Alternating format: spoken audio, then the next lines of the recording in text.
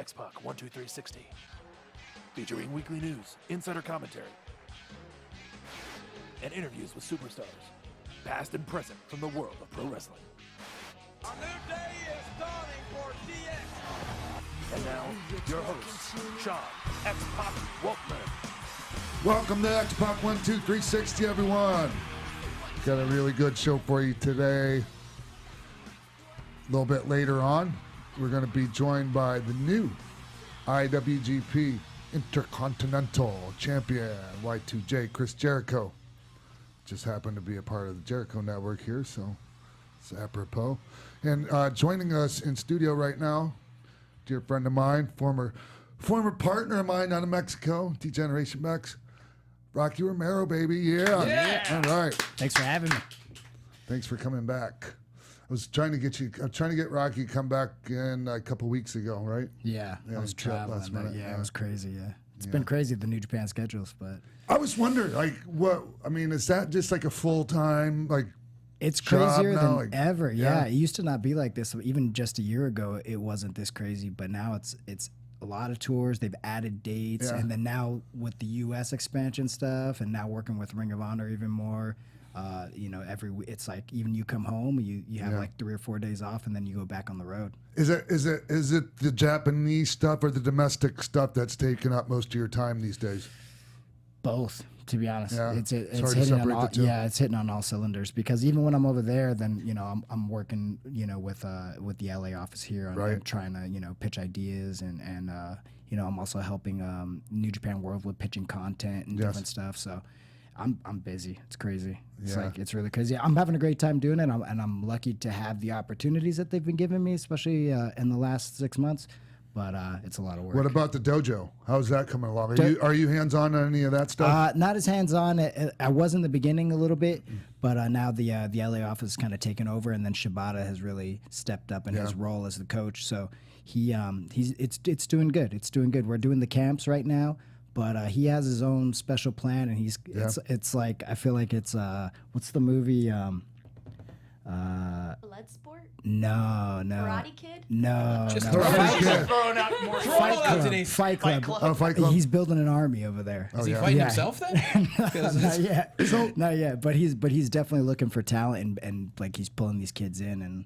Are they going to try to do the dojo system here like they do in Japan, or are they going to modify it a little bit? I think that they're going to do the dojo system. It's going to be slightly modified, I think, for this market a bit. But yes, that's it's the plan. two totally different cultures, right? And that has to be kept in mind, I think, right? Absolutely. I don't think it'll be as extreme as it is over there, but I think the ideas will still be there. The same ideals, and so he's looking for samurai, he said, and so if there's some people who are interested in getting in there, getting to the camps, and it's a really good experience. I was there for the first camp, and it was awesome. And you know what, those camp and all that and how they do it in the dojo in Japan, it's extremely hard work, but it's not like.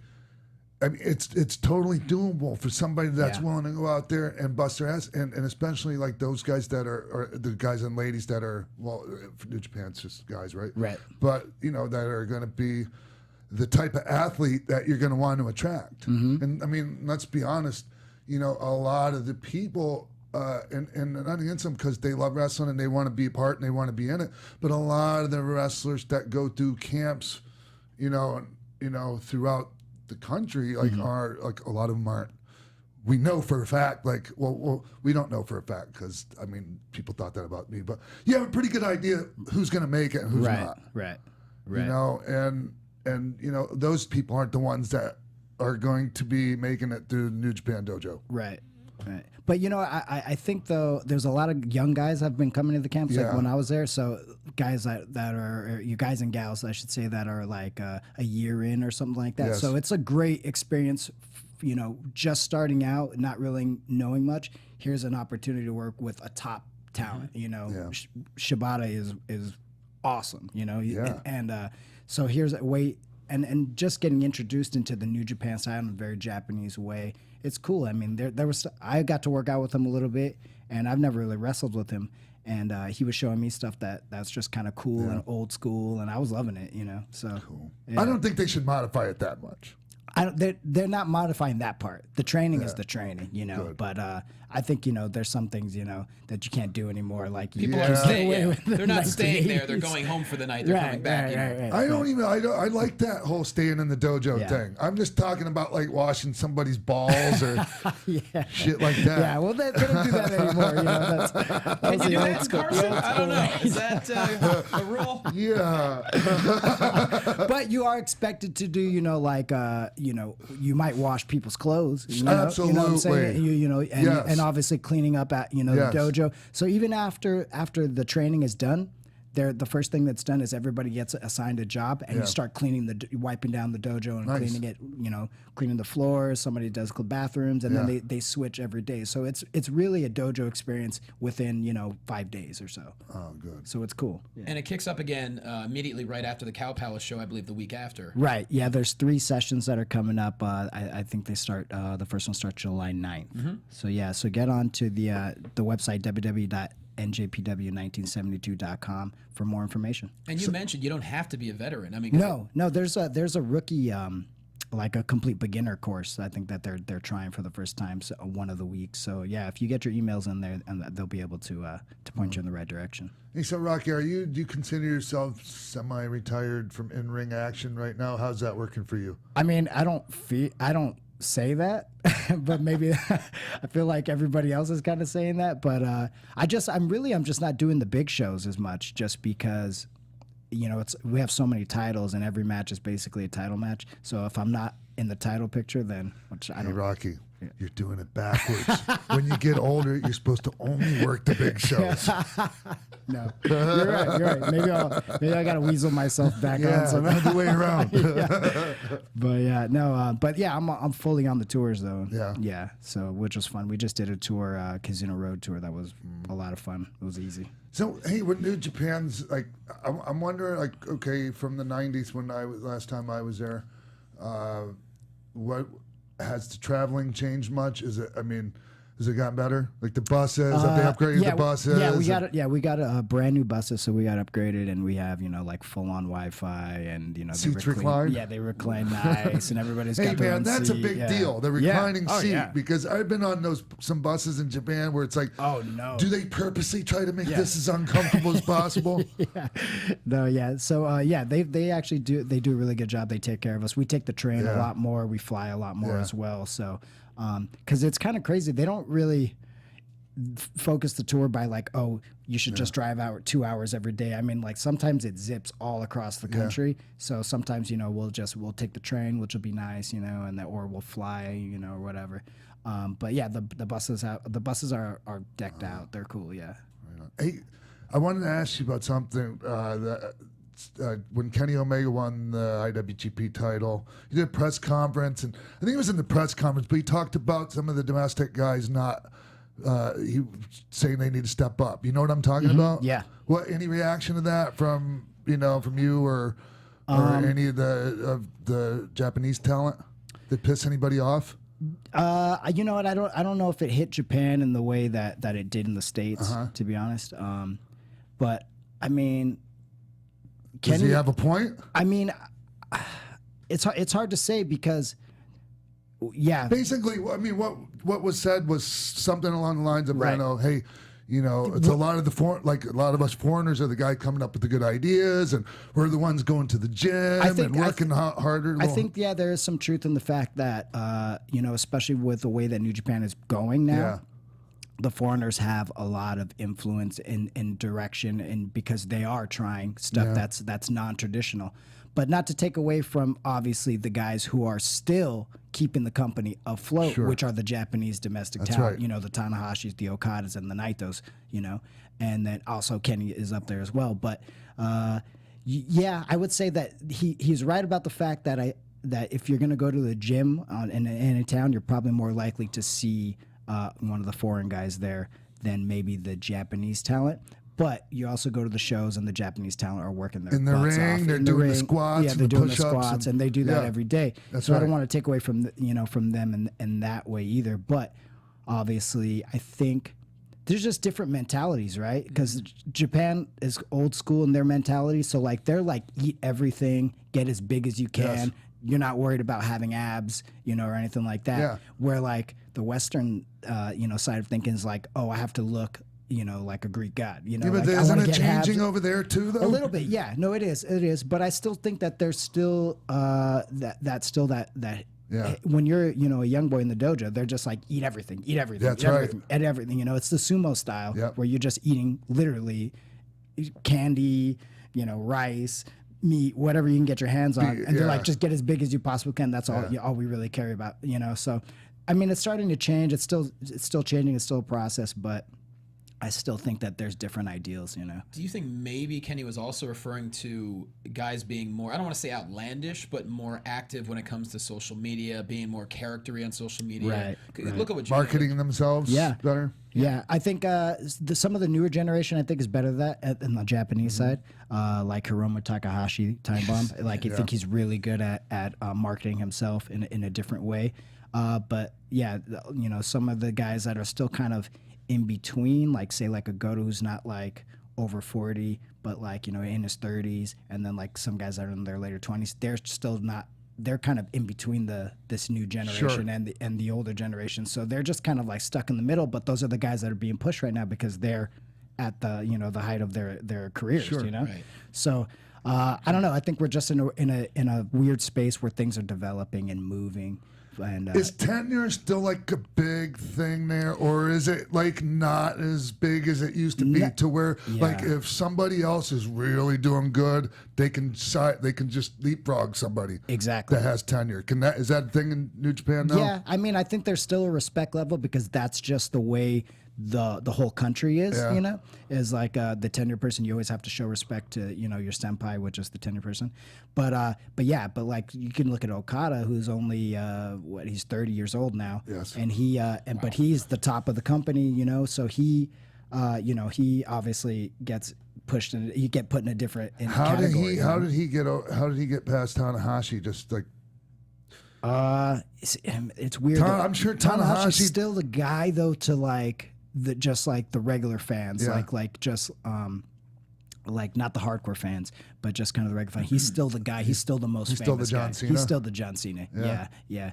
But I think, but Okada is up there. I think with the wrestling fans, the rest of the world, they're he's like making all the towns. That's the guy. Yeah, definitely. And it's interesting because had AJ Styles not left, we probably wouldn't be seeing Kenny where he is right now. Right. You know, the fact that they vouch for him to, you know, get up there, give the guy a shot, it's insane. And, you know, also touching back on what you guys were saying about, you know, the differences in you know, what the domestic guys are doing and what the international guys are doing. That was something that Kenny also talked about on the show, which was he said that, you know, his title reign being different from Okada's, he was going to be trying different new things to incorporate, make wrestling fun, make wrestling new, make it different versus Okada's reign, which is more of a textbook wrestler-ish. That's what he said. So now having that different balance it's pretty incredible. I think that Kenny right now is going to be probably one of the most important champions of all time, and impact it, and obviously in the way that the world is looking at New Japan right now.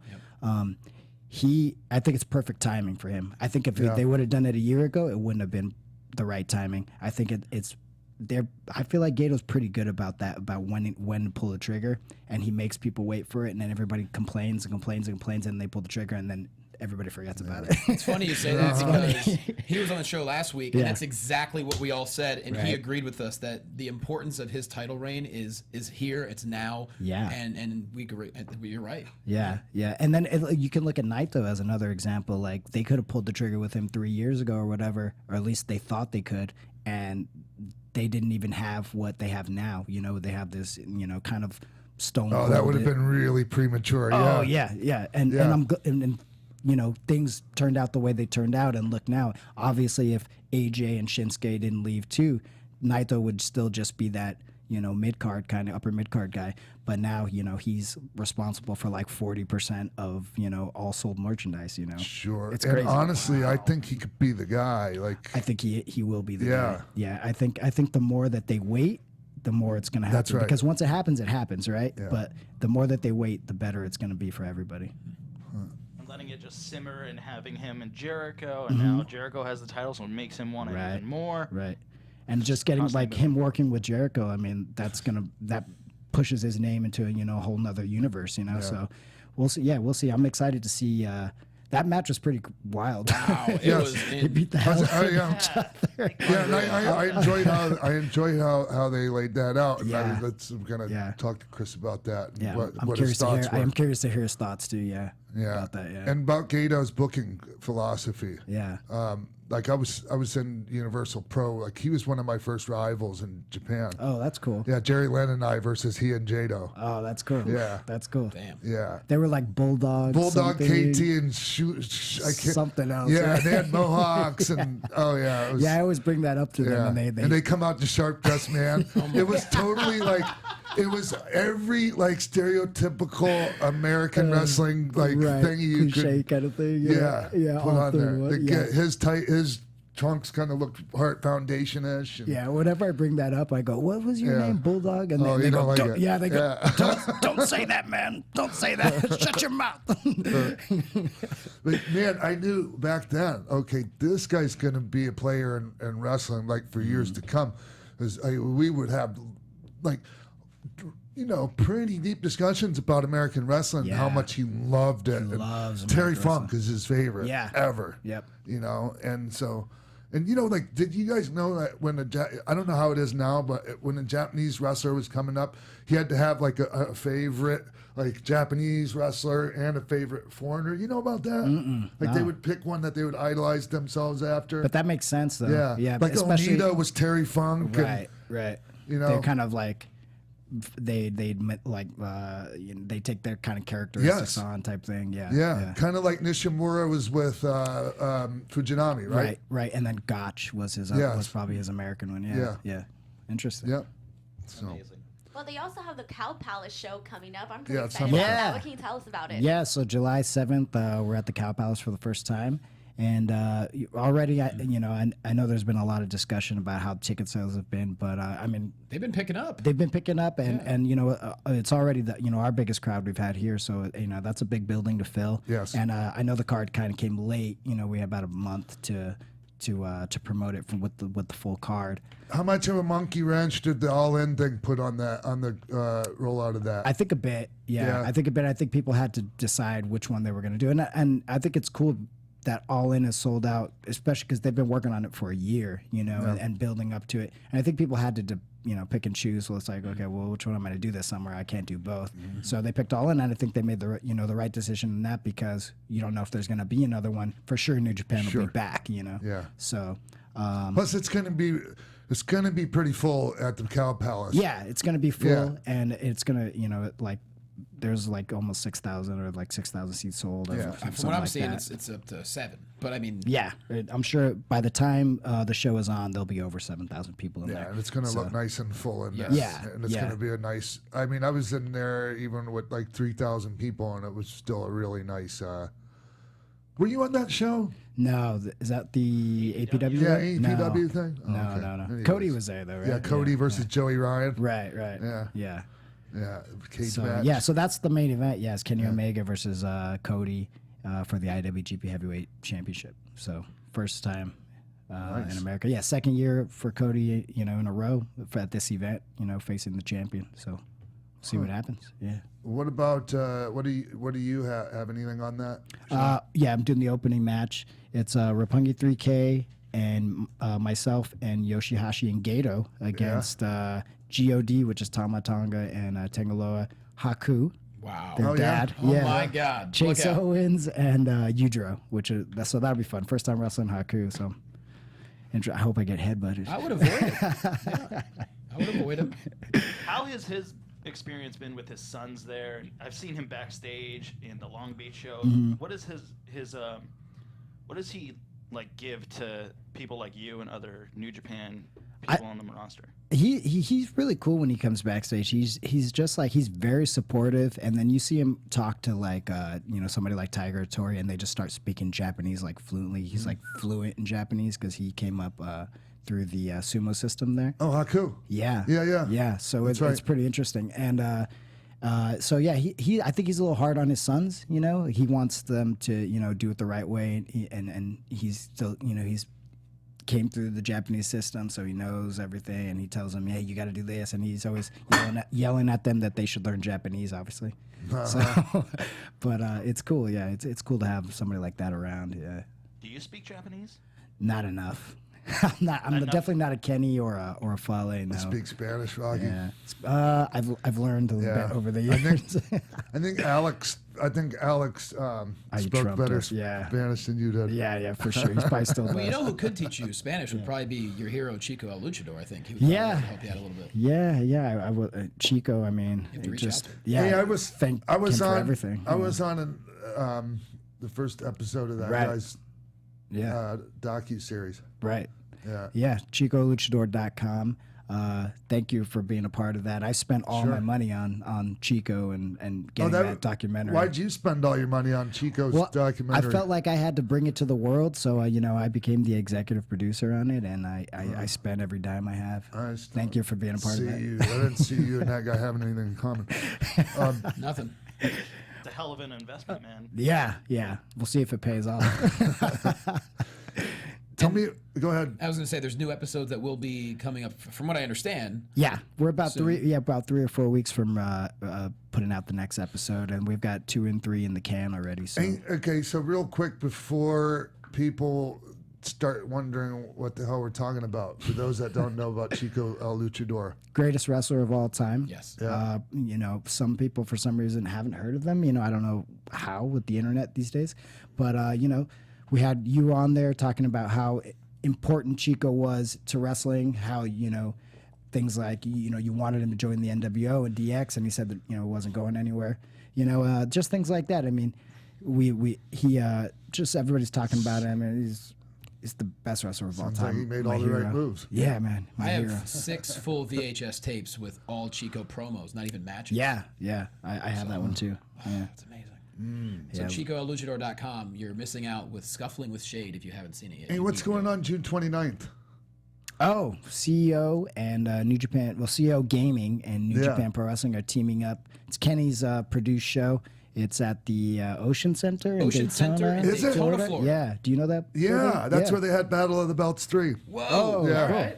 And they used to have all the, championship wrestling from Florida used to run there all the time. Really? Oh, yeah. Oh, that's cool. Yeah, it's about 8,000 seater. Yeah. So we're in the building, New Japan and CEO, and the main event is Naito and Hiromu Takahashi against Kenny Omega and Kota Ibushi. So that's kind of cool. And you're competing? I'm competing. I got a singles match against Liger opening the show, so that'll be fun to wrestle. Mix it up with the old Jushin Thunder Liger. How many times have you mixed it up with Jushin Thunder Liger? Countless. Yeah. Yeah. This is probably like my 8th or 9th singles, and then tags. I don't know. Have you ever worked at a place called Trial Amenity Hall? It's an outdoor place in the Tokyo area. No. I wrestled Liger on the Super Junior tournament there and totally shit the bed. Oh. Yeah. I feel like I've seen clips of that somewhere. Oh, you could only see clips of that. Trust me. You know the Silver King from the corner to the floor. Guy? Yeah. Yeah, I totally screwed that up. And he's sitting there standing outside waiting for me, twiddling his thumbs. And, oh man, that's a scary Liger at that time too. He was a hothead, you know. Actually, he was pretty tolerant. Really? Yeah. Really? I think he was just laughing at me, which is about all you could do. I was so freaking nervous. Has he changed over the years that you've known him? Yeah, he's been pretty cool.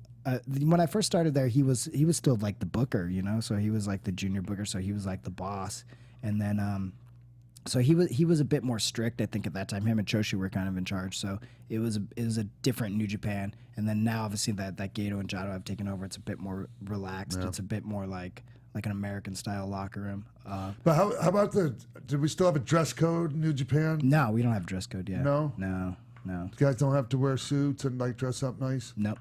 Do they? Or what about the comfortable jumpsuits? The you don't have to wear those. They're not mandatory. The only people that have to is probably the young boys when they do they're out there in front of the cameras or whatever out by the ringside. But no, we don't have dress code. We're pretty laxed. Yeah. I don't know why I added that into the. I don't know why I asked you that in the middle of all this. That's interesting though, because a lot of people they'll come to the shows, they'll come and visit the shows or whatever, like backstage, and a lot of the guys get all dressed up, and everybody's wearing T-shirts and just kind of hanging out, and they're like, oh, some people even said that, I'm gonna go change because I'm gonna come hang out. I'm like, you don't have to change. You can just, we don't care. Nobody cares. Nobody's gonna judge you by that at all.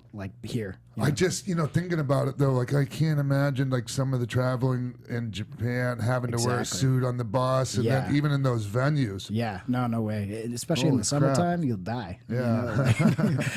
It's so hot. And then in the bathrooms that are the old style Japanese toilets, sitting there squatting down with the. Got to take everything off just to use the bathroom. Yeah. No. Thank God. We don't have dress code. I don't see that changing anytime soon either. So yeah. And while we're talking Cow Palace, also Friday, July 6th, you have the press conference and autograph signings for the biggest American event in New Japan Pro Wrestling history. Yeah. So that's huge too. Yeah. You can check. They have a little sub-site at NJPW.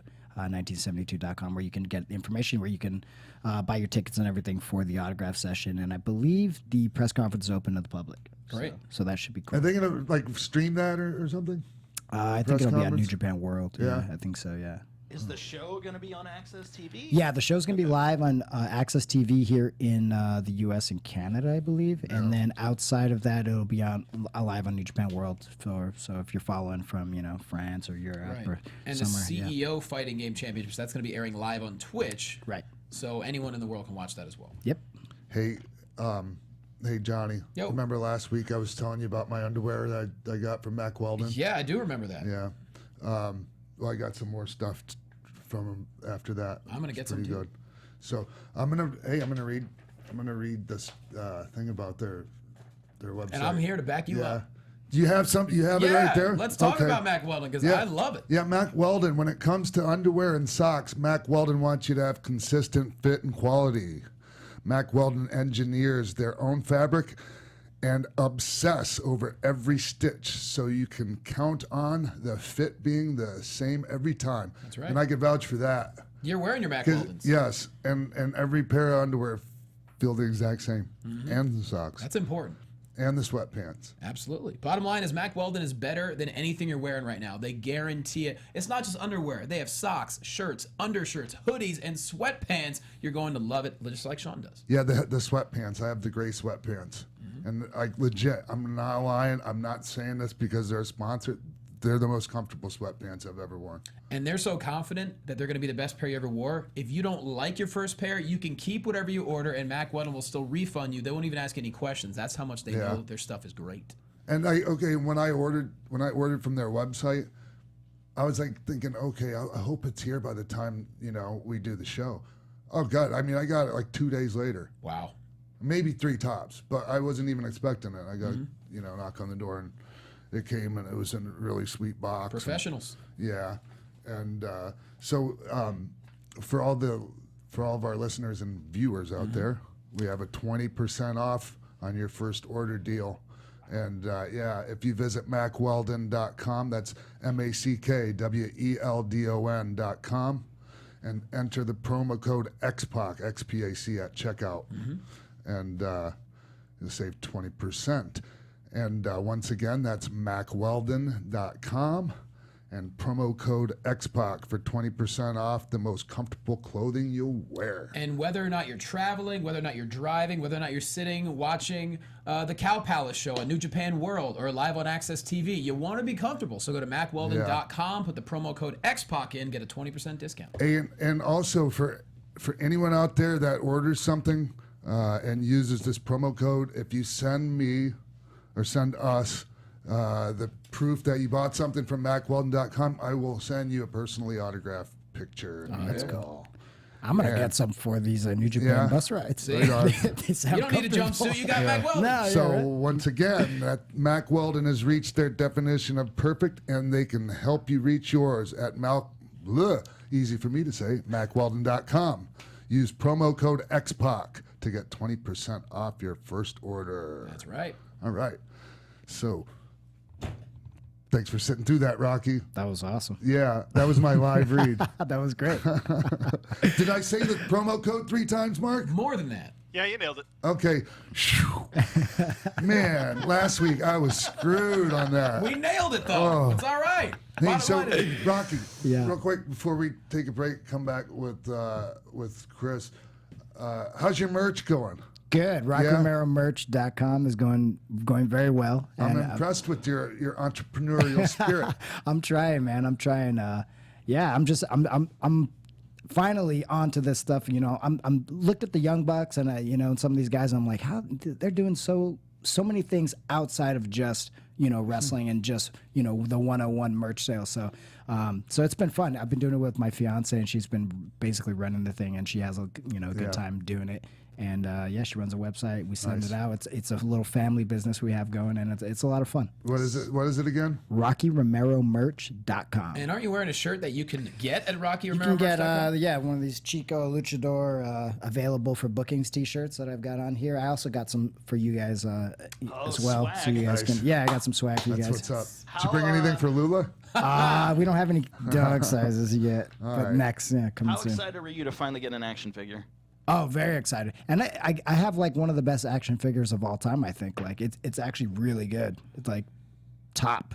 And everybody keeps telling me how the great face it sculpt is. is excellent. The jacket looks great. Yeah, it's like spot on. Even to my silly faces that I have, it's like perfect. Yeah.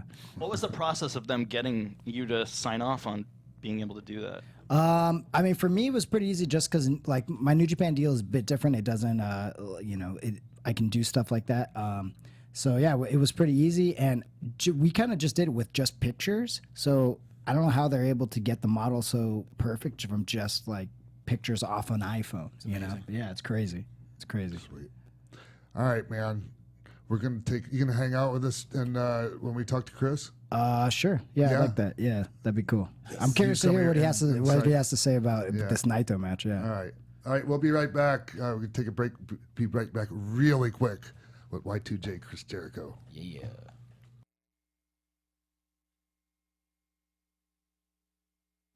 Welcome back to X-Pac 12360, everyone. Joining us over the phone right now is the new IWGP Intercontinental Champion, Y2J Chris Jericho. Yeah.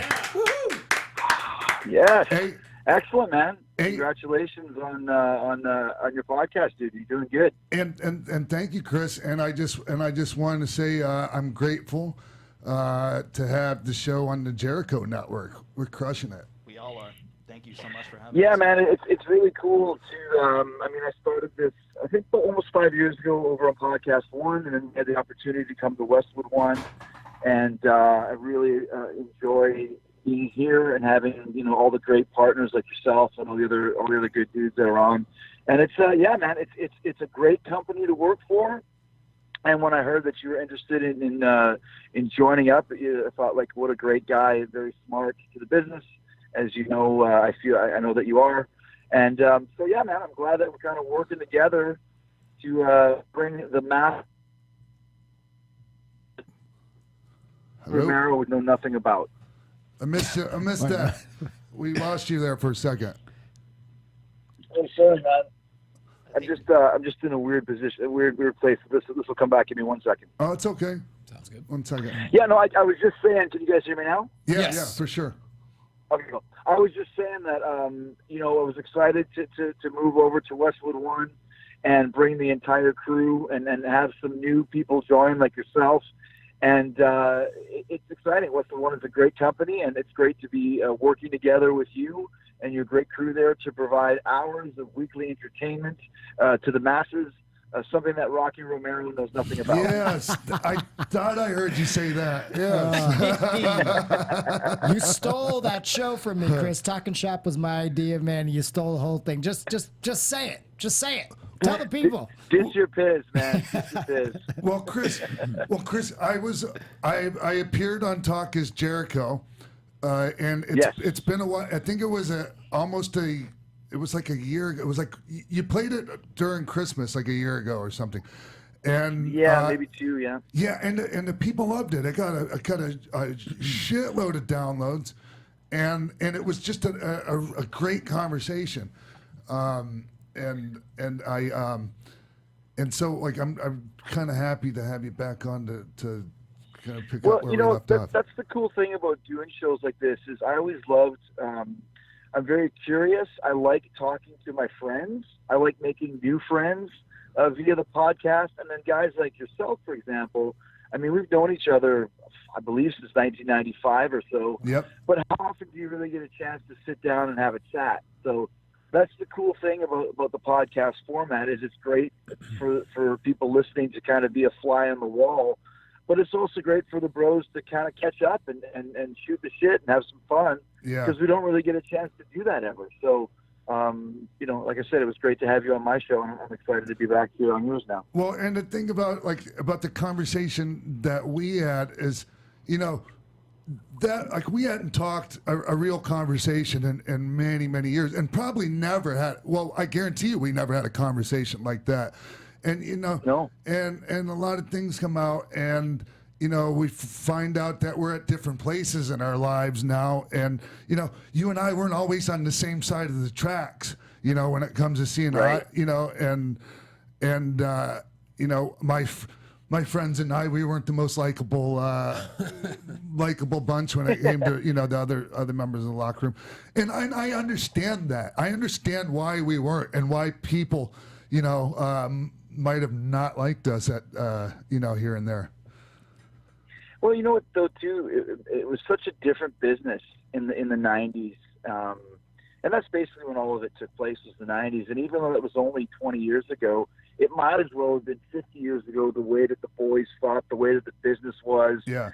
I mean, if you look at and you'll understand this better than almost anybody, the fact that Vince just signed this deal for $5 billion for the next 5 years or whatever it is, $3 billion. Wow.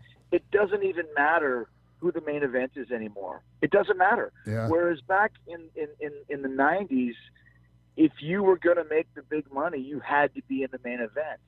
And as a result, to stay in the main event, there was a lot of political machinations going on behind the scenes to keep guys down or to help guys out or whatever it was. And that sort of politics, it doesn't really exist anymore. So, yeah, it was a different time frame in that it's just the way that it was. I mean, I talked to Hunter on my show as well, and same thing that you and I had, Sean. When we finished our conversation, we were like, what the fuck were we so mad at each other about in the first place?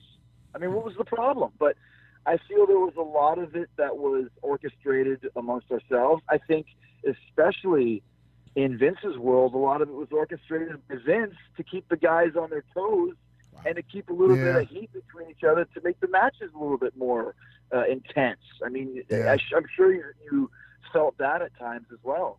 Oh, for sure. Yeah. And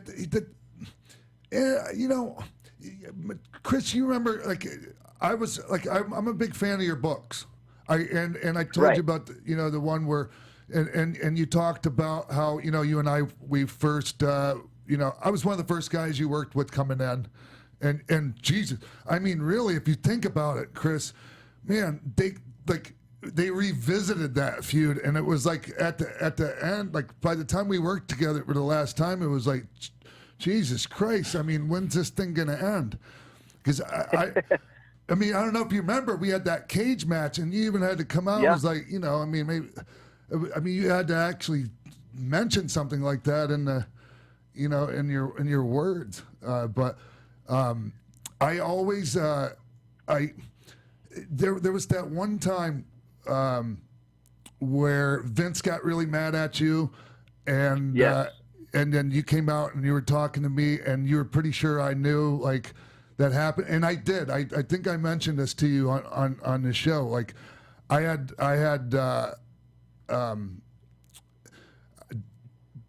Joni had complained about working with you, and I oh shit, how did this go?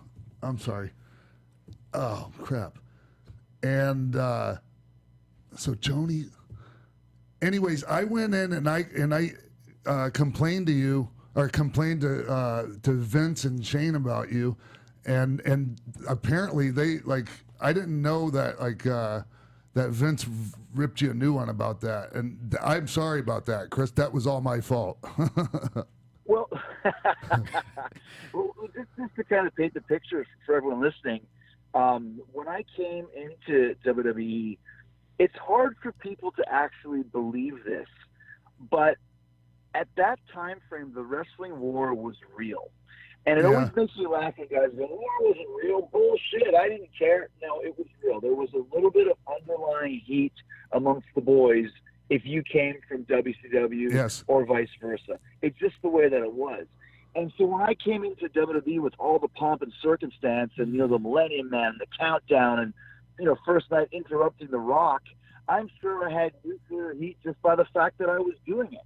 Yeah. Combine that with the fact that I was completely oblivious to that, knew really nothing about the politics of what was going on. I was just doing my thing. I remember I called Undertaker boring on TV, on Raw. I called him boring. And, just laughing at that right now, like, what the hell? Like, what are you doing? And I remember Taker, even at the time, was laughing, and he said it was even worse because he had just cut this super boring promo. Right. So it was like really like this young upstart going like, boy, that was the shits. And it was the shits. But for Taker to hear that, and then, of course, Sean is there, and Hunter's there, and Steve is there, and everyone is there thinking, who does this guy think he is, right? And then Vince, I remember the first real feud that I had was with Chyna. And he said to me, do you mind working with a woman? And I said, no, like, I don't mind at all. I'll be happy to. And he goes, I don't want you to treat her with kid gloves. I want you to work with her like you would work with a guy. I don't want you to pull any punches. I don't want you to stiff her, but do what you do. So I did that, and as a result, I remember she did get a little of a black eye once. By the way, her forearm strikes were stiff as fuck. You ain't shit. So man, tell me about it. She broke my nose with one of those son of a bitches. Wow. Yeah. So it's not like she was not working hard herself. Yes. Combine that with the fact that, and I'm saying this with all respect to her, because I do respect all that she did, but it's the classic "you're not as good as you think you are" syndrome. So when I came in there to put together a match with her, and you know how I am, Sean, we've worked together many times. Yep. If I feel it's right, I'll stick with it. If I feel there's a better idea, I'll take it. Her ideas were never better, and I had no problem saying, listen, I see what you're saying, but my idea is right. And the two matches that we had were probably two of the better matches that she had, in her time in WWE. But combine all that with, heat and some stiff shots and the fact that I was very, stubborn in how I put together matches and stood up for what I believed in, it did lead to a lot of heat. I did not know that you're the one that went and complained to Vince about it. Yeah. But, it was you, Hunter, Chyna. It was a combination of all three that did lead Vince. I believe it was 2 months in. It was in Tampa, Florida, to basically tell me it's the classic line. You're as green as grass, and you're not worth the paper that your contract is printed on. So, which he was wrong about both of those things, actually. Well, he was, but at the time, I wasn't as good as I thought I was either, because you came the other way around. You came from WWE to WCW. Right. Now, when you got to WCW, you have to tell me that you noticed there was a difference in organization and working style. I didn't realize just how, I'm not going to say bad, but working in WCW, I never even knew how to feed a comeback. Yeah. Nobody ever taught me that, which is ridiculous when you think about it. But we were still working this hybrid Japanese, European, Canadian style. I had no idea what bumping and feeding was. Right. But you picked it up quick, Chris. You adjusted real quick. It's not like you didn't. Well, and that's the thing too. And you had the same benefit of being around the world before you got to WWE. Right. So when I got to WWE, I'd been working for 9 years, and I'd been over in every company I'd ever worked for. So, there's certain guys, like when Daniel Bryan came into the WWE, I knew he would get over no matter what, because he's been over everywhere he's ever worked. He'll figure it out. And that's what I did. I figured it out. It didn't take long, but there was a huge, bullseye on my back. And I smartened up to it very quickly. And the other part of the story is when, we laugh now that you went and stooged me off or whatever, but what Vince told me was you now have to go.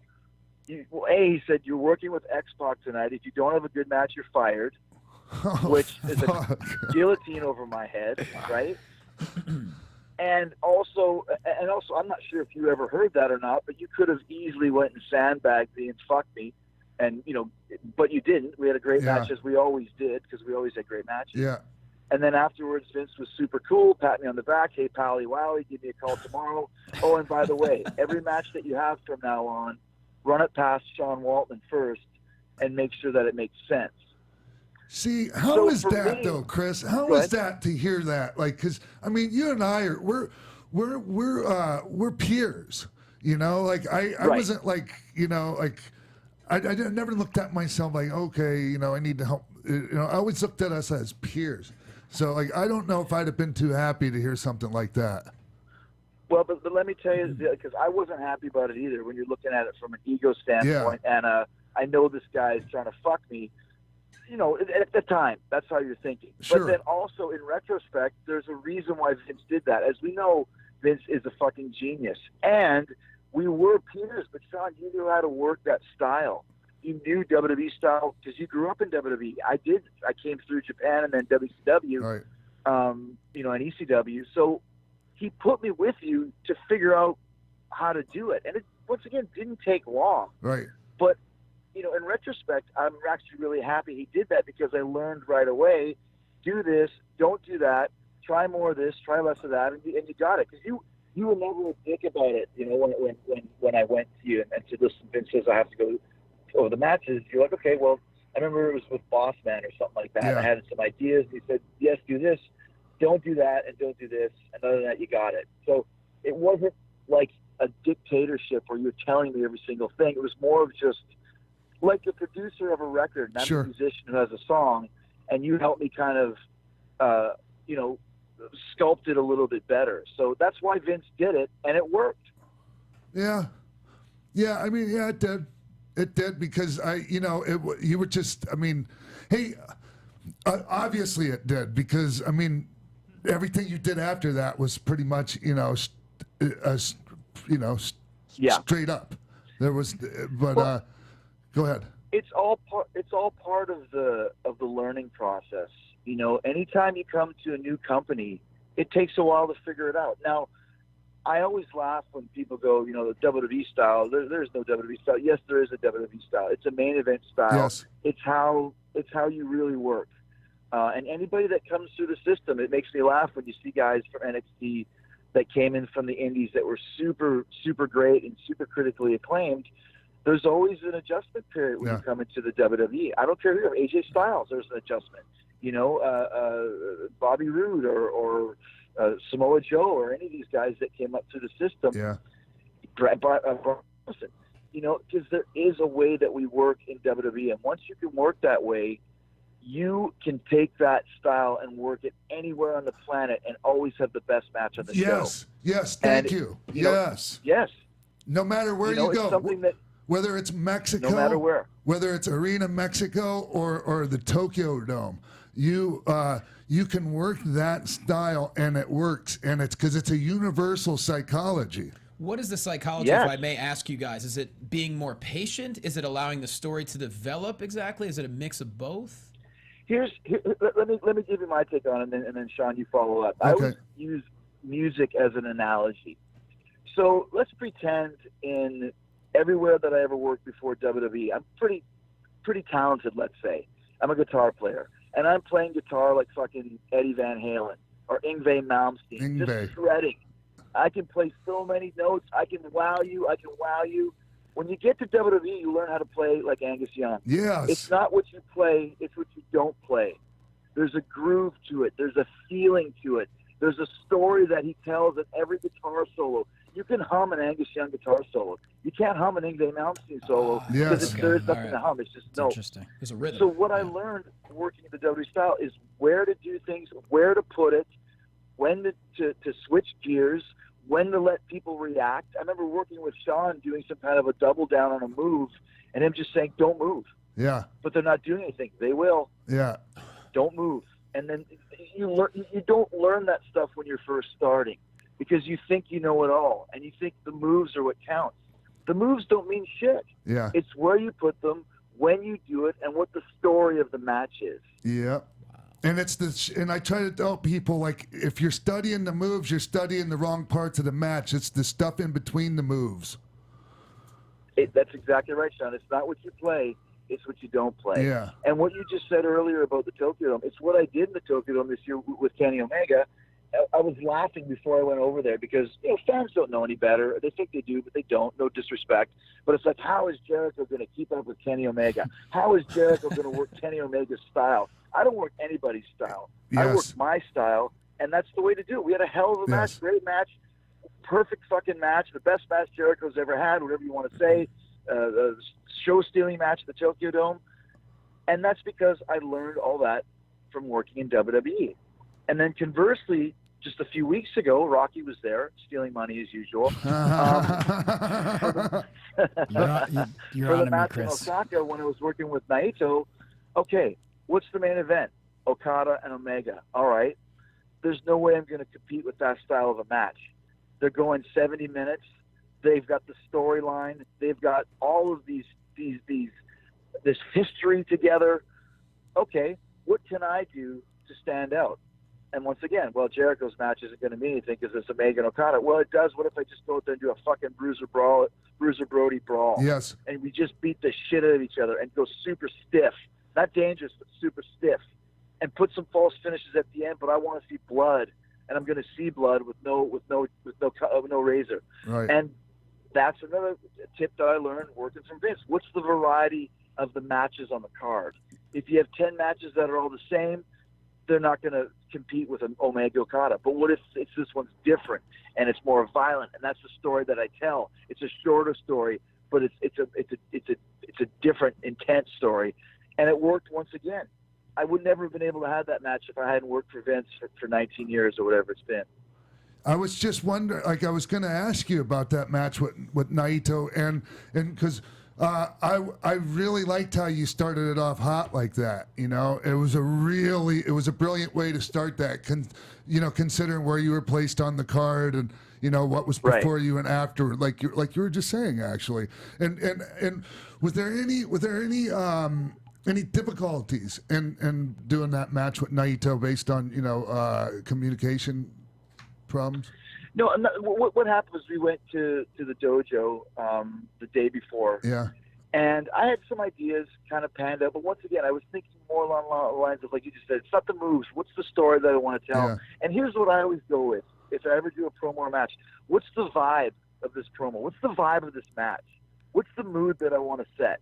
Because once I circled in on that, then the rest came together quite quickly. And what I wanted something that's a little uncomfortable, a little bit stiff, because Naito's style is tranquilo is his catchphrase. He's very laid back. Yes. And, he does a lot of I don't give a shit. I wanted a different Naito. I wanted a Naito that did give a shit and wanted to fight. And here's something else too: is that Gato. A lot of people go, well, Gato just puts the matches together. There's not a lot of genius there, but I've known Gato for 25 years. Uh-huh. There is some genius there, and that whole start of the match was his idea. Attack him before the bell. Yeah. Attack him before he takes his suit off. Put him through a table. I didn't think of it that way.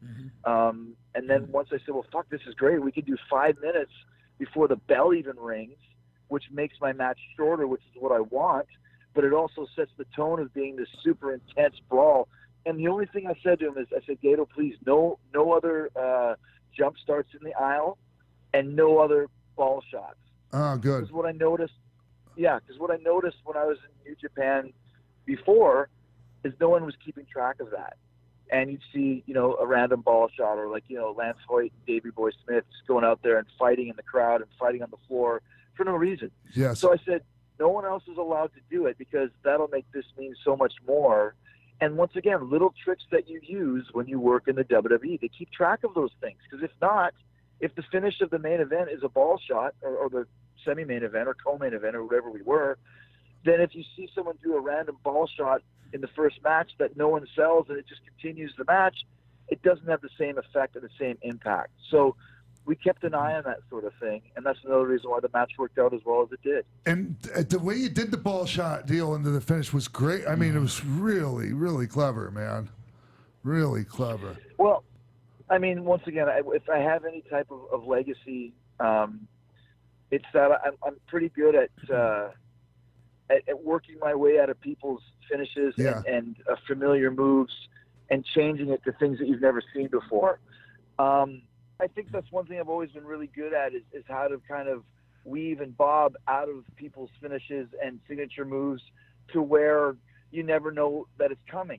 And I just wanted to do something. I remember one time I worked with Rock in 2002. I think it was the Royal Rumble. I was the champion. Yeah. And I was supposed to heel the victory. And Vince was like, well, maybe use the turnbuckle pad off or use a ball shot or put your feet on the ropes. And I was like, what if I do all three? Yeah. What if I hit his head in the post and, he comes back and I ball shot him and then roll him up and put my feet on the ropes. It's like, that's kind of what I wanted to do with Naito, but Gato said you don't have to do everything else, just that one ball shot. Because my original idea was ball shot, roll him up, old school flair. And Gato's like, no, use your code breaker. It should be something hard like that. So it really worked out cool because, once again, you don't see a lot of that in Japan. Yeah. And I still always believe that a heel should heel his way over, no matter what it is. I don't care where you are, or if you're winning as a heel, there should be some sort of heelish maneuver, even if it's just something like, a head fake to the ref, where he turns and flinches, or a poke in the eye, or whatever it may be. So I thought that was the right way to go, and it really, people were surprised by it in a good way. So once again, well, here's the thing, that really worked. Chris, here's the thing about that match going into it. Like it was a match where, and from the way I was looking at it, neither guy could really afford to lose, and because I think that, and I was talking to Barry Bloom about this actually. I was like, hey, if Chris needs to win his next match over there, that's. He's doing favors and putting guys over and doing great, but he needs to win that match, Yeah, well, it's one of those things. Like the first one that I did with Kenny, it was never meant to be anything more than a one-off. Right. It was just a great idea. I thought it was a very Mayweather-McGregor type of thing, a match that nobody ever thought was going to happen. It was a huge success. I mean, it made millions of dollars for New Japan as far as their subscription rates going up 30%, an extra 12,000 people in the Tokyo Dome over last year.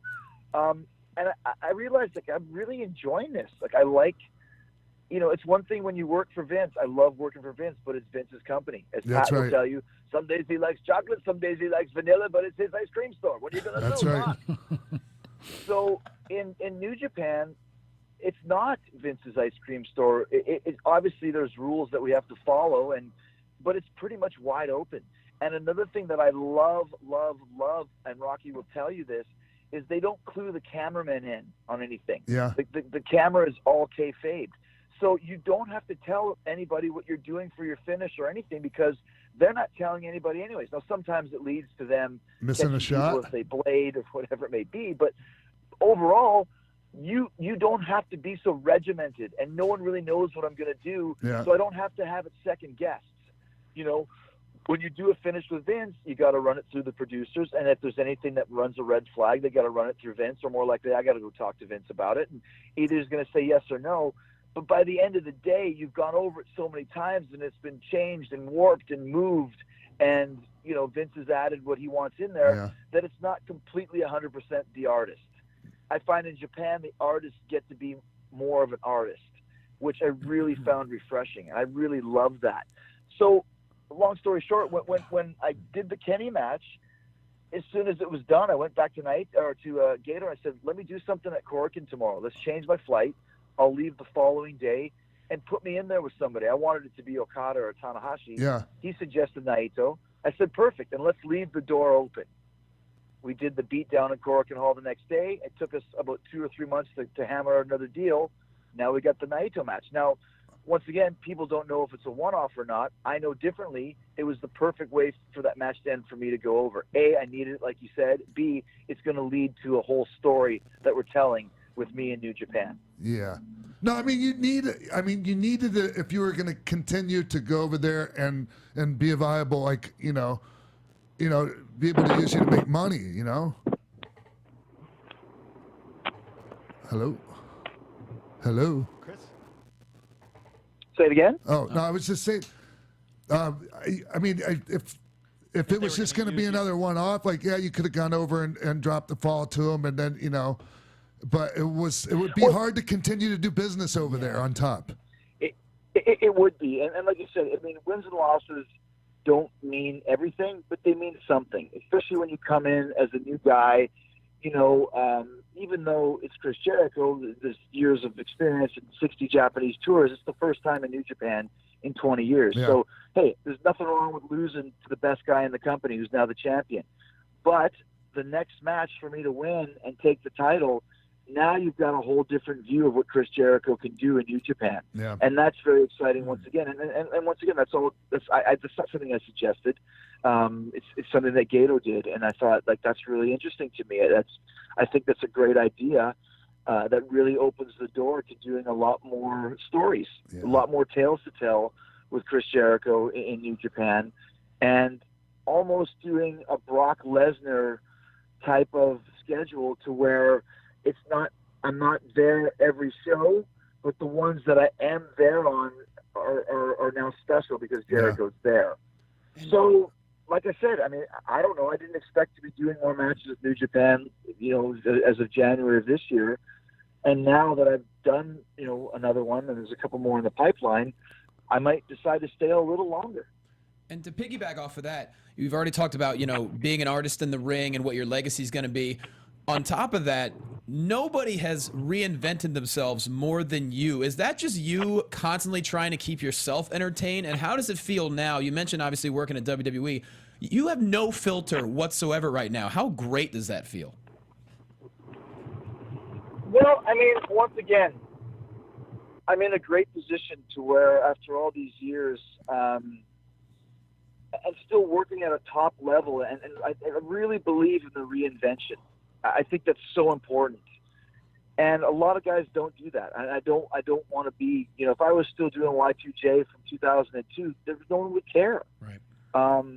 So there's been a constant reinvention. I think 2016 was maybe the biggest year of my career, one of them at least. And then leading right into what I've done now with New Japan, I might be more relevant than I've ever been. Yeah. So that gives me bargaining power. And Sean knows this. When Jesse Ventura told me this years ago, if you really want Vince to want you, go make it somewhere else. Yep. And that's when, you can really start turning heads and really call your own shots. And that's something that I've been really able to do over the last few years. But now throw in the New Japan element, and the sky's the limit now.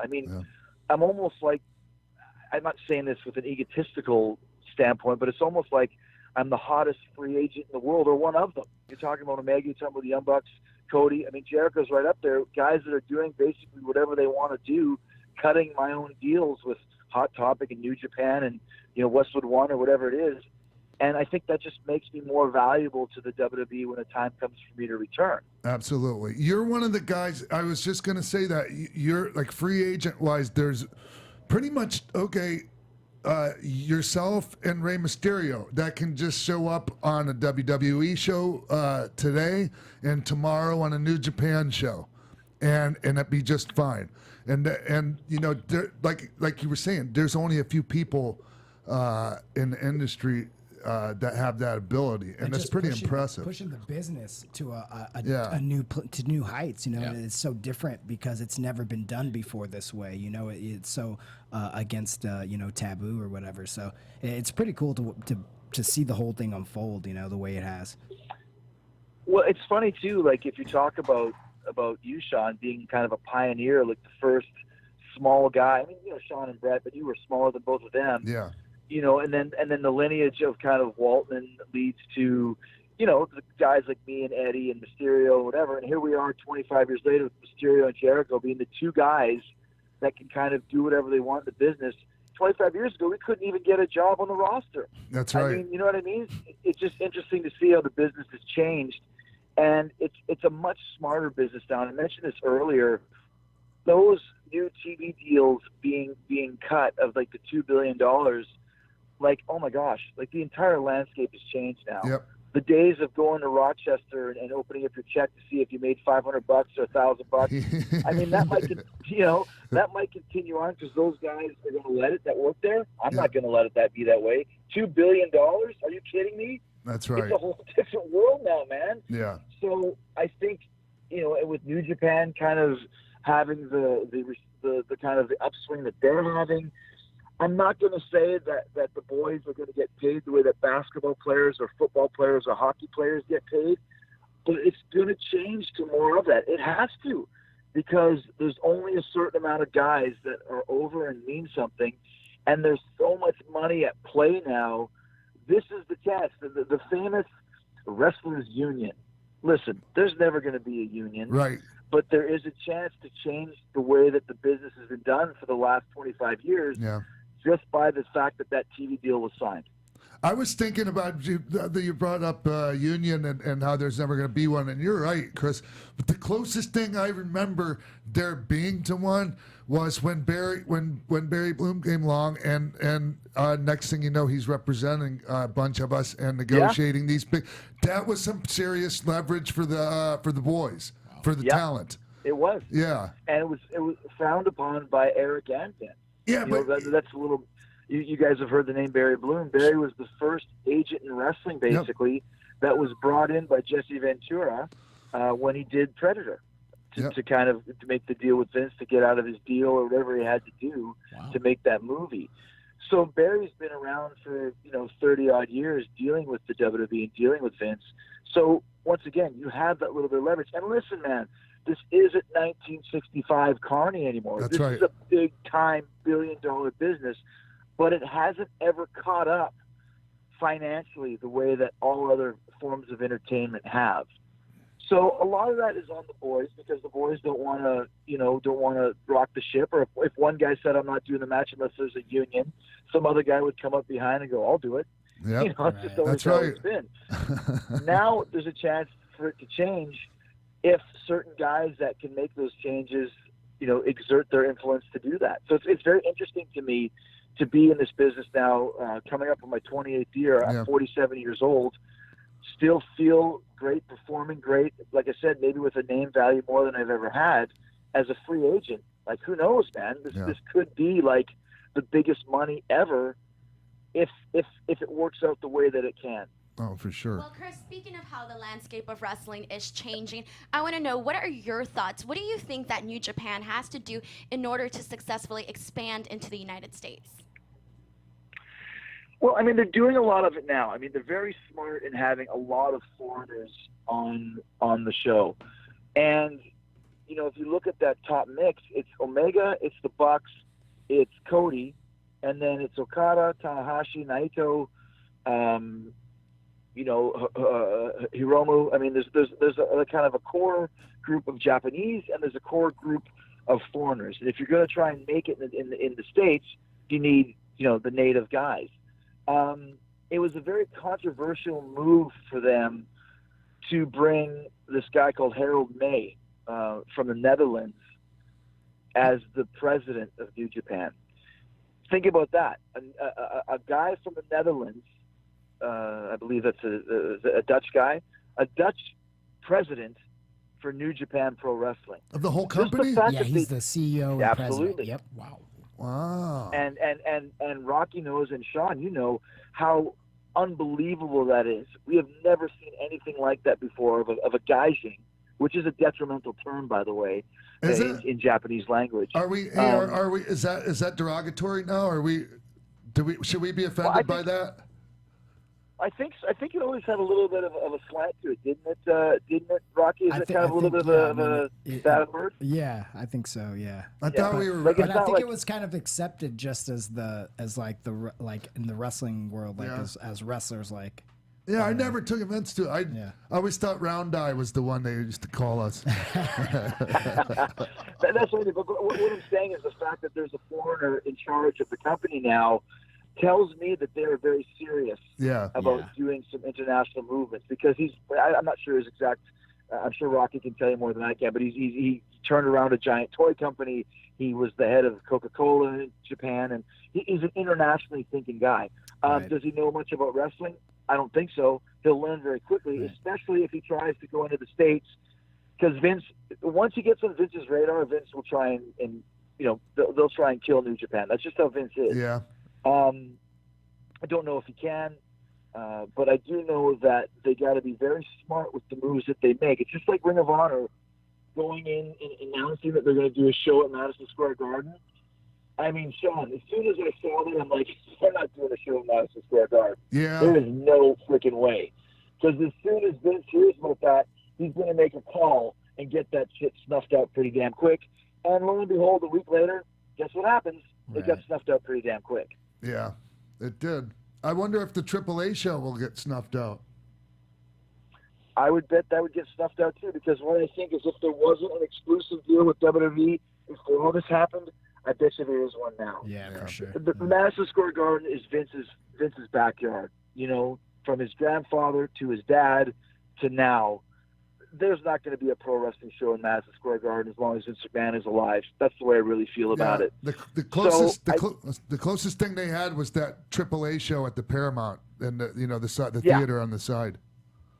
Yeah, I think WCW might have done a show there well at some point, but as far as getting into that big arena, there's no way. And I think there's a lot of arenas around the country that will probably that New Japan might experience the same issues with if they start getting a little bit too big. So we'll see what happens. You know, I think that they have potential because here's the thing. If you want to make a mark in the wrestling business and be another company other than the WWE, you have to do something completely different. Yeah. You can't be WWE light because WWE does it too damn good. They're too damn big, and it's the brand name. Hey, you cut yourself. Can I have a Band-Aid? It's not called a Band-Aid. That's the brand name. Hey, you want a Coke? That's not the name of a soda. That's the brand name. Because it becomes the name. Yeah. Hey, I'm a wrestler. I like WWE type stuff? Yes. But New Japan is different. They've got a different slant to it. They've got a different style. The Japanese guys that they're pushing are very good. So it could do some good business in the States. It could be a solid number 2 if they play their cards right. Yeah. But once again, as soon as it starts becoming a little bit too big, or it's taking, buys out of Vince's pocket, you might see a little bit more of a backlash towards them from the WWE. But we'll see what happens. And right now, and I don't like to ask people questions when they come on the show that they've already answered a bunch of times, but you've already mentioned, how you're not working the Cow Palace show here in the States or even All In, right? Yeah. So you're not running opposition. You're not doing opposition here in the States to WWE. And that's the thing, man. I mean, I have great respect for Vince. I've never worked anywhere other than for Vince since the 90s until this Tokyo Dome show. So when the deal came about, I called Vince to tell him. I wanted him to know about it. I wanted him to hear it from me first. And he was very cool about it. Then, when the second one happened, I'm not going to say he wasn't cool about it, but I think it started to hit home like, wait a second, what are you doing here? I told him the money that was at stake. And once again, unless you're going to write the checks for that, you can't stop me from doing it. But I still wanted to be on the up and up. And I just really felt that doing All In or the Cow Palace show or the Long Beach show is a little too close for home. And if I'm going to start doing that, I need to sign a long-term deal with New Japan. Yep. Because then you know for sure that I'm not working for WWE anymore. So that to me was kind of the boundaries. As a performer and as a loyal WWE, cornerstone or whatever I am, working over in Japan is another universe. Hey, man, working here, what's that? Your body's holding up pretty good, man. That was the next thing I was going to say. Like, you have a good few more years at least left in you. Well, and I'm the type of guy that I always said, like, if I feel I can't go out there and have the best match on the show, then I won't do it anymore. And the Kenny Omega match, I never worked with Kenny before. Yeah. Here we are. If you're going by people that watched the show, that was the best match on the show. Naito match, the greatest match of all time, Okada and Omega, but guess what number 2 was? Yeah. Naito Jericho. I'll take it. That's a good place to be. So, yes, I do have – do I have a few years of working 180 shots a year? I don't think so. Do I have a few years of working the shots that mean something to me and picking and choosing?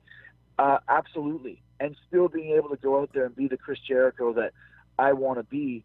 I do have a few more years.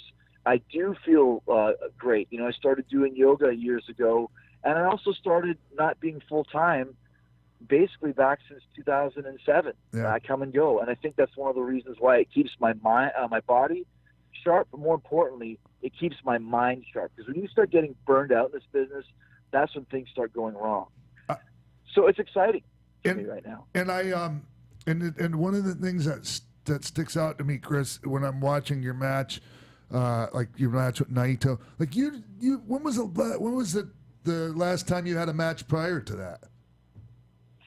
Well, it's kind of funny. I had a match in July of 17 on SmackDown. Yes. My next match was January of 18 at the Tokyo Dome. Yeah. And my next match, I did the Greatest Royal Rumble thing, which I was in the match for 3 minutes, so that doesn't count. So it was January 4th at the Tokyo Dome, all the way through to June 9th in Osaka, which is basically 6 months. It was 6 months between matches for the Tokyo Dome and six months between matches in Osaka. So I'm impressed.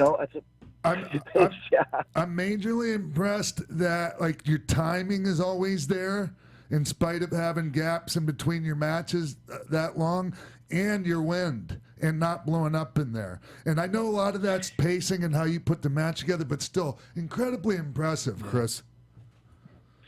Thanks, man. And it's funny too, because as you know, when you're in this business, you can train and do all the cardio. And I bike 15 miles a day, on the trail here, and boxing and dieting and all that other stuff. But actually the Naito match, when I attacked him on the floor and just went Russia on about 2 minutes in, I stood there on the floor going, oh my gosh, I'm fucking blown up. And this sucks. The worst. When you get that feeling, and it's at the beginning of the match, able to, I think after that he attacked me or something, I was able to lie on the floor just for 15 seconds and really just breathe slow, and I popped back in. But I was like, man, it's dangerous. You're going out there without a net, and people that haven't been in the business, I mean, Rocky, you'll understand this too. When you blow up, it's the worst feeling in the world. Ever. You can't get back from it. You can't get back from it. Now, after both those matches, I had that feeling, that tasting the blood in the back of my throat. Yeah. Where you're breathing heavy for the next 30 minutes, and you can't really take a deep breath, and you kind of want to cough. I did have that both times. But I was also able to go out there and do the match the way I wanted to do it, at the pace that I wanted to do it. But you do remember that, listen, man, you can do all the cardio all you want. It's not the same as being in that match. Has the travel to Japan affected your performance at all? I mean, not to sound like an egotistical, but you tell me, a 5-star match or whatever, a 4.5-star match or whatever the fuck it was. I mean, it didn't affect me that badly. It used to kill me, Chris. With my first match, when I'd get over there, I'd be dead in the water, man. Like the first two matches, I'd be dead. Oh, my God. I remember that one time you came over and we had that little junior tournament. You got a concussion. Do you remember that? I had a concussion before I got there. Vince didn't want me to go to that, but I was like, I was so happy Tenryu was bringing me over there and was paying me really good. And, I German suplexed Gato, and already having post-concussion syndrome.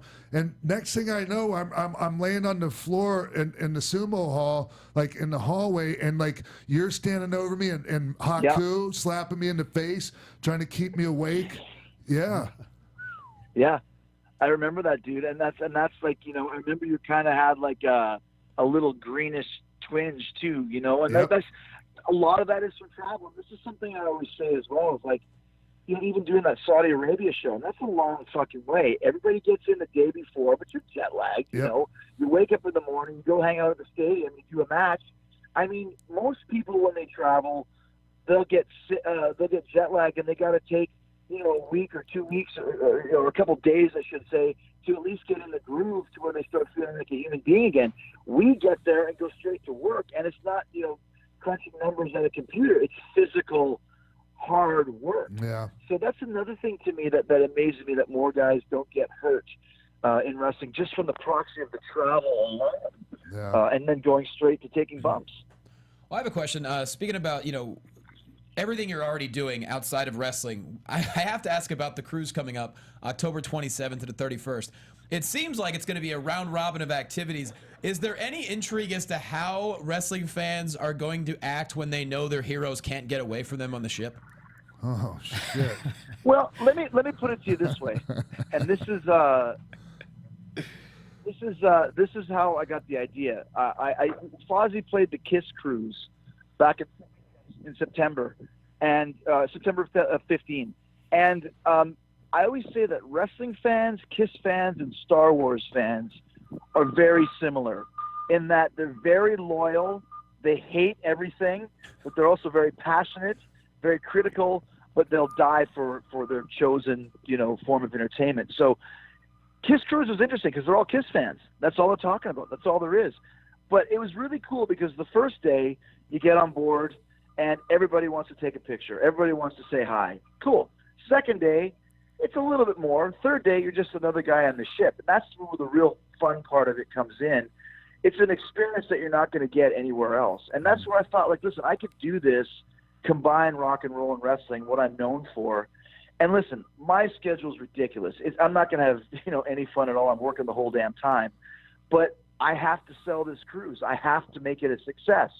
So, wrestling fans are going to have a great time. It might be a little bit crazy for the boys, but it's going to be a fun experience for everybody because it's people that are all from the same mindset of really loving this certain art form of wrestling and love rock and roll as well and love live comedy and love, live podcasting and all that sort of thing.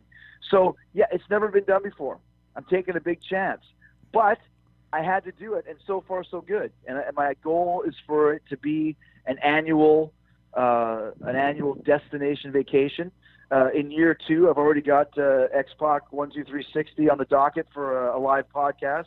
If you can put up with it. I don't want you to go back to doing drugs again, Sean. But I was just telling these guys, Chris, that I have an aversion to cruises. Like that's the only reason I didn't mention coming on the Jericho cruise is because I had the worst goddamn experience on a cruise with my family, and I couldn't hide from anyone. And the people stole my family's pictures off the bulletin board. Oh yeah. So I was. It's a little bit different because you will be protected a little bit more. Okay. But like I said, I'm in, Chris. And the other thing too is it's so funny. I'm not a promoter, but now by proxy I kind of am. Yeah, you are. I'm booking the guys, and you wouldn't believe the guys coming out of the woodwork. Hey man, can I come on that wrestling cruise you got going on there? I'm not going to mention any names, but you put 2 and 2 together. It's like every guy that's working in Fayetteville, Kentucky on a Sunday night at the high school gym is calling to get on the cruise. And it's like, I'm nice to everybody, but I'm like, dude, what am I going to bring you on the cruise? Yeah. Well, how many tickets are you going to sell on this damn cruise? Hey, is JoJo Starbuck going to be on the cruise? He's on there, brother. He's coming on there. It's a hell of a deal. Hey, is there any last stuff before we, dude, you've been so generous with your time, Chris. I'm really grateful. We're gonna let you go here in a second here. Well, before we let you go, I just wanted to get your opinion on the 2 passings we've had recently with Vinnie Paul from Pantera and Yeah, man. It's actually I did a show earlier today for Talk to Jericho with Charlie from Anthrax and Chris from Lamb of God talking about Vinnie. Vinnie was one of those guys. I will use this as an analogy that Sean can understand.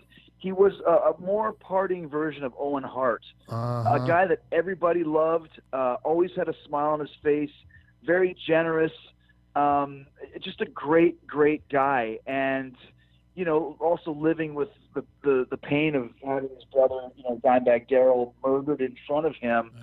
Everybody loved the guy. And there was countless times, whether it's at his house in Dallas or his house in Vegas, you would stay up all night drinking, and before you pass out, he's got to make breakfast for everybody. And I'm not talking about waffles in a toaster. I'm talking full-on eggs and bacon and sausage and, just one of those guys like, come on, we'll have some breakfast, man. And he would make it for you. And it's really sucks because everybody that I know that knew Vinny loved him. There's nobody saying, "Oh, that guy was a jerk" or whatever. Just a real sweetheart of a guy that should not be dead. And it's a tough one for me, man. We've lost a lot of friends over the years in this business, and some of them are harder than others. And this one for me is one of the hardest ones that I've ever had to deal with. So it's a drag, man. It really is, and it's one of those things. When you're on the road like we are, and we talked earlier, Sean, about quote unquote heat back in the day or whatever it was. There's no heat, man. There's dudes that do what we love to do. We travel the world. We know the ups of it and we know the downs of it. We know the sacrifices that you have to make, the shitty things you have to deal with, the fuck ups that we make. And when you lose one of your brothers, it's just one less guy that you can go to if you ever need to talk, and Vin was like one of those guys for me. So it's been a sad week for sure. It's brutal. I just saw him at Sebastian Bach's 50th birthday party, man. It was so crazy. It was just. He's one of those guys that was always around. I was starting to think about it. I was like, dude, I must have hung out with Vinnie Paul 50 times. Yeah. Like, oh, there was this time and there was that time. And he had a limousine. It was a limousine from about 1985 that he bought. But I remember one time he came and saw our show in Tyler, Texas at the Oil Dome. Oh, and then we rode back to Dallas. You remember that venue? Yep. Back to Dallas. Like limousine, this old jalopy limousine. And, just like you said, like if someone's having a birthday party, hey, you want to come? I'll be there. And you would see him at all those places. Every Golden Gods that we ever did, he'd always be there. Or, just anytime Fozzy played Dallas or Vegas when we were in town, if he was in town, he would be there. I mean, the last time I saw him was in March at a Fozzy show. And, it was just one of those guys. He was always there and just smile on his face and drink in his hand and hell yeah, 1-2 barbecue. And, like I said, it's a drag that he's not with us, man. And I'm pretty bummed out about it. Chris, you have a long list of accomplishments. You do so much throughout your life. I want to know, how do you balance everything that you do, from your podcast to wrestling to being a rock star and, also being a father all at the same time? And also, I want to know, do you have anything that's next for you in your bucket list or something you'd still like to accomplish? I don't really have a bucket list because all I ever wanted to do when I was a kid was be in a rock and roll band and be a wrestler. That was it. And, I started playing in bands when I was 13, and then I started wrestling when I was 19. So this is what I've been doing my whole life. And all these other cool things kind of happen as byproducts of these things that I've done. And the podcast is great. Like I mentioned, just getting a chance to reconnect with old friends or make new friends. That's why I write my books, because you got a lot of time on planes and just kind of sitting around arenas and venues and that sort of thing. But yeah, I mean, I'm an entertainer. It's what I do. It's never going to stop.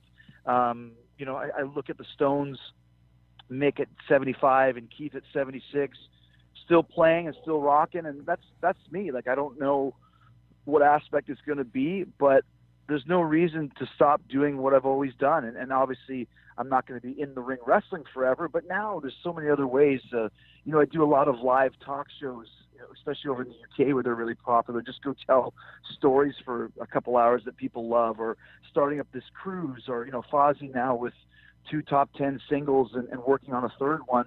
That's another outlet. So, to me, I just want to continue to entertain, and I've got a great fan base that follows me basically for pretty much everything that I do. And I'm going to continue to do that. That's another reason why I wanted to do this thing in Japan, because I knew it would surprise people and it would be like a, oh shit type of a moment. I can't believe it. This is really happening. And so I kind of am thinking of other ways to continue to do that and kind of keep people entertained and just keep doing what I've always done. Great. Nice. Hey, so who are you going to defend the Intercontinental title against next? Can't tell you. It's a big secret. All right. You don't want to give us an exclusive? Rocky Romero. Not even Rocky knows.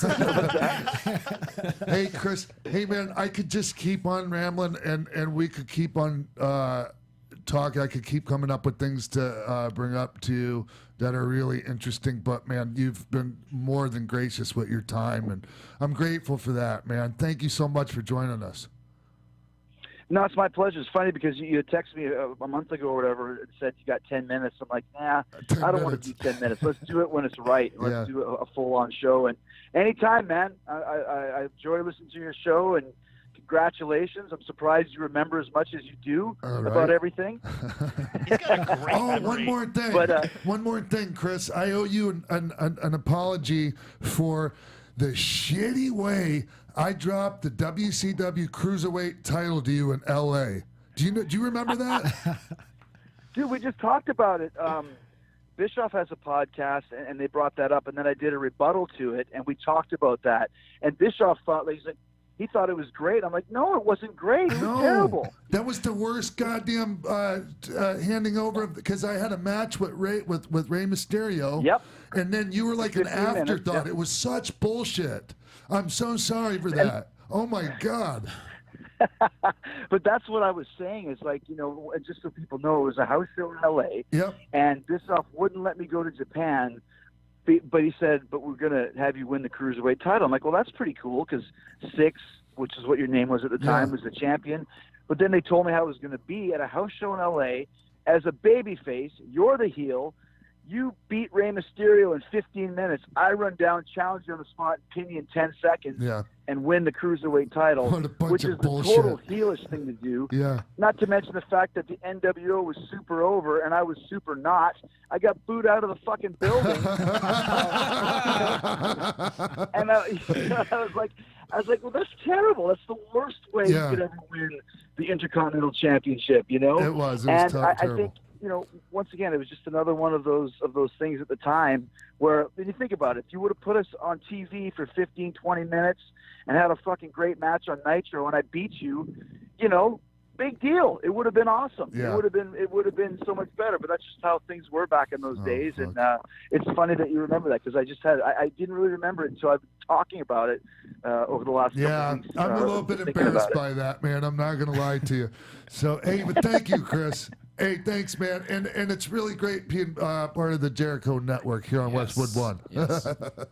Yeah, man, I appreciate it. See, because you stooged me off to Vince. Yep. You dropped the title like a bitch Like a douche. in Los Angeles, and I still got you on the Jericho Network. Yep. So there you go. All right, man. Hey, have a great rest of your Cheers, day, man. man. Take care. Thanks, you. Chris. Talk to you soon. All right, man. Unbelievable. All right. Hey, so that was really that was a fun combo. I know it was a little bit we lost him a couple times there, but I don't give a shit. Like, I'll take cool. yeah. Well, Jericho never sits still, so the fact that we got him for that long is fantastic. Yes. So hey, anything before we go real quick? Anyone want to Well, you could follow Sean on Twitter at @TheRealXpac, Instagram XPac12360, Facebook XPac12360 Show, and buy the shirts at ProWrestlingTees.com/Sean Waltman. Follow me on Twitter at Jimbo in the Booth. and You guys Denise? can check me out on Twitter and on Instagram at _Denise Salcedo, and then on YouTube, Denise Salcedo. There's tons of new stuff coming out, so make sure to check that out as well. Yeah, please everyone go support Denise and her YouTube channel, and like you've been doing some great interviews and things. What a great interview you had with Shawn Michaels the other week. Braun Strowman. Just all kinds of great cool. stuff you're doing outside of here, and I'm really proud of that. Thank you. Excellent. Go ahead. At Jay Quasto, you can watch Championship Wrestling from Hollywood every single week on Fight TV and regionally throughout the country. Coastline Clash starts airing this week. You don't want to miss it. And Sunday, July 8th, Championship Wrestling from Arizona. We're actually going to be doing television tapings. Nick Aldis putting the NWA World's Heavyweight title on the line against Peter Avalon. If you're in Phoenix, can't miss it. Cool. And Rocky. RockyRomeroMerch.com, ChicoElLuchador.com. Yes. I'm excited about the next episode. We've got a great list of guys that are part of it. Even one named Steve Austin. Oh, hell yeah. Okay, man. All right. So, yeah, Well- that'll be coming out soon. Hey, so I'm really grateful to everyone that tunes in each and every week here. Thank you. On X-Pac 12360 on the Jericho Network, part of Westwood One.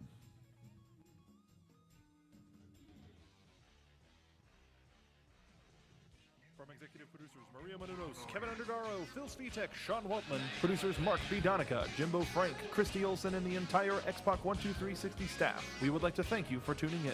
Like us on Facebook, rate and comment on iTunes and YouTube. Follow X-Pac on Twitter at @TheRealXpac and email us at xpac12360show@gmail.com.